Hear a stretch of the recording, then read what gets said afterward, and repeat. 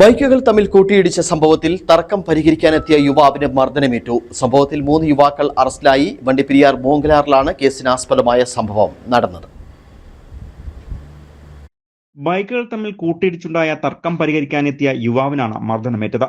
പരിക്കേറ്റ യുവാവായ വണ്ടിപ്പെരിയാർ മൂങ്കലാർ എസ്റ്റേറ്റിൽ താമസിക്കുന്ന പ്രഭുവിന് ഗുരുതര പരിക്കേൽക്കുകയും കട്ടപ്പനയിലെ സ്വകാര്യ ആശുപത്രിയിലേക്ക് മാറ്റുകയും ചെയ്തു.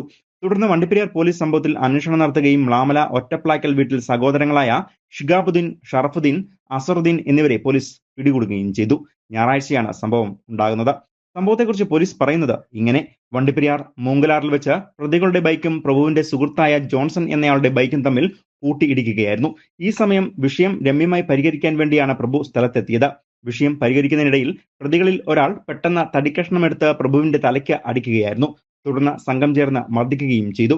പിന്നീട് പ്രഭുവിനെ കട്ടപ്പന സ്വകാര്യ ആശുപത്രിയിലേക്ക് മാറ്റുകയാണ് ഉണ്ടായത്. ഉടൻ തന്നെ നാട്ടുകാർ പോലീസിൽ വിവരം അറിയിച്ചത് അനുസരിച്ച് രാത്രിയിൽ പ്രതികളുടെ ബന്ധുവിന്റെ വെള്ളാരംകുന്നിലെ കടയിൽ നിന്നും പ്രതികളെ പിടികൂടുകയും ചെയ്തിരുന്നു. ഇവർ രക്ഷപ്പെട്ട വാഹനവും പോലീസ് കസ്റ്റഡിയിലെടുത്തു. തുടർന്ന് പ്രതികളെ പീരുമേട് കോടതിയിൽ ഹാജരാക്കുകയും ചെയ്തു. SI TS Jayakrishnan, ASI Sunil, CPOമാരായ Anilkumar, Abhilash എന്നിവരുടെ നേതൃത്വത്തിലാണ് പ്രതികളെ പിടികൂടിയത്. പ്രതികൾ സ്ഥിരം പ്രശ്നക്കാരാണ് എന്നും മുൻപും പല കേസുകളിൽ ഇവർ പ്രതികളാണെന്നും പോലീസ് പറഞ്ഞു.